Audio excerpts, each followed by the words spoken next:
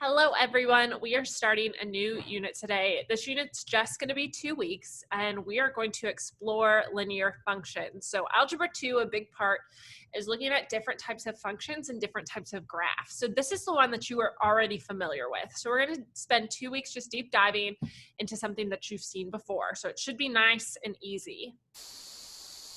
So with linear functions, we define linear functions as a straight line.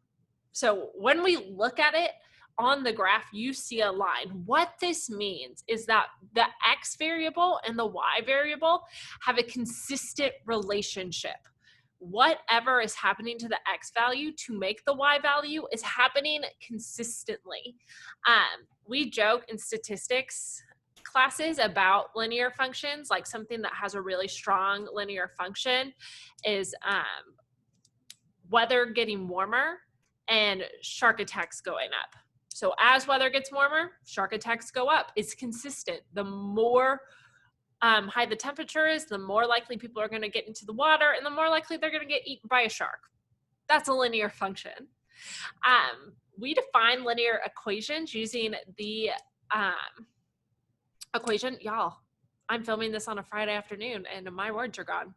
But the linear equation is y equals mx plus b. We are going to talk in depth about this equation later. Today, again, it's just an overview. And the thing that we're going to zoom in on are what are called input and output values.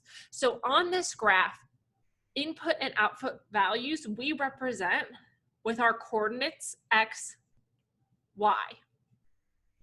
So all linear functions have x and y coordinates that define where the line is. For example, here's a point here where the coordinate is 3, 3.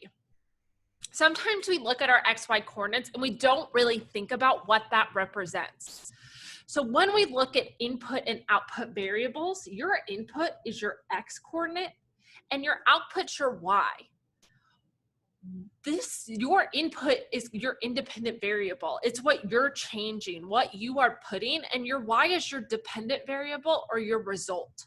So a lot of the times when we are plugging things in and graphing a line, we will plug in an x value in order to get a y value. So today, this is just a really brief overview, so you should not feel like you totally get linear functions necessarily now. What we're gonna do is we are going to mess with x and y variables in equation to see if they match the equation of the line or if they don't.